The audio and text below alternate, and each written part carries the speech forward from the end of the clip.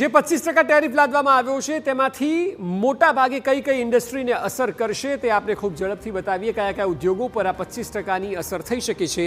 તો સૌથી પહેલા ટેક્સટાઇલનો મોટો બિઝનેસ, એ સિવાય જેમ્સ એન્ડ જ્વેલરી અને એ સિવાય ઓટો પાર્ટ્સ કે જે અમેરિકામાં મોકલવામાં આવે છે. એ સિવાય ફાર્મા અને આઈટી સેક્ટરને પણ મોટી અસર થશે. જ્યારે ભારતને ફાર્માનું હબ માનવામાં આવે છે, જે કંપનીઓ ત્યાં વેપાર કરે છે તમામ પર 25%, જેમાં ફાર્મા અને આઈટી બંને સેક્ટર જોડાયેલા છે. એ સિવાય રૂપિયાની કિંમત ડોલરની સરખામણીએ વધુ ગગડી શકે છે.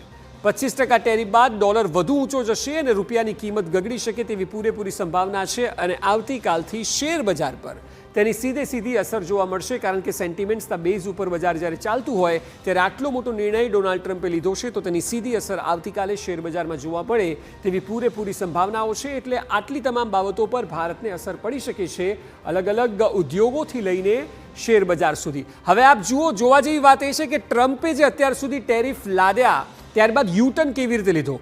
ચીન જોડે સૌથી પહેલા 150%, 40%થી શરૂઆત થઈ હતી. ચીને સામે ટેરિફ લાદ્યો એટલે ટ્રમ્પ 150% સુધી લઈ ગયા અને ત્યારબાદ જ્યારે ડીલ થાય છે ત્યારે 150થી સીધી 35% ટેરિફ સુધીની ટ્રમ્પ વાત પર આવી જાય છે. એટલે ટ્રમ્પનું આ પ્રેશર પોલિટિક્સ છે.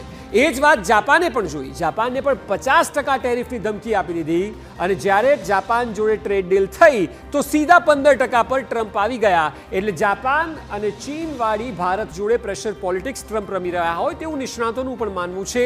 એ જ વાત હમણાં થોડા દિવસ પહેલા યુરોપિયન યુનિયન સાથે થઈ કે જ્યાં 35% ટેરિફની ધમકી આપી. ત્યારબાદ પોલેન્ડ હોય, નોર્વે હોય, યુકે હોય, તમામ લોકોએ જ્યારે અમેરિકાથી હથિયારો મંગાવ્યા, વેપાર કર્યો, તો ટેરિફ 15% પર લાવી દીધો. એટલે ટ્રમ્પે છેલ્લા 1 મહિનાની અંદર 3 મોટા ટેરિફમાં ફેરફાર કર્યા છે, જેમાં ચીન, જેમાં જાપાન અને જેમાં યુરોપિયન યુનિયનના તમામ દેશોનો સમાવેશ થાય છે. જોવું રહ્યું કે ભારત સાથેનું તેનું વલણ કેવું રહેશે. વાત જો